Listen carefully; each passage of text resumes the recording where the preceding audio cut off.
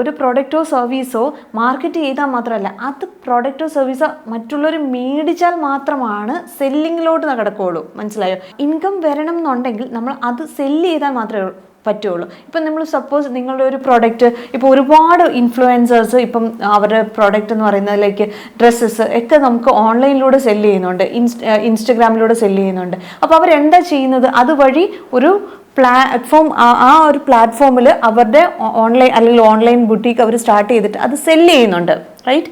അപ്പോൾ സെല്ല് ചെയ്യുമ്പോഴത്തേക്ക് മറ്റുള്ളവർക്ക് ഇങ്ങനൊരു സ്ഥാപനം ഉണ്ടെന്ന് മനസ്സിലാവുന്ന എൻ്റെ ത്രൂ ഈ ഒരു ഇൻസ്റ്റഗ്രാം പ്ലാറ്റ്ഫോമിലൂടെയാണ് അവർ മനസ്സിലാക്കുന്നത്. അപ്പോൾ പ്രോഡക്റ്റ് അവർ കൂടുതൽ മേടിക്കാനുള്ള ചാൻസ് ഉണ്ട്.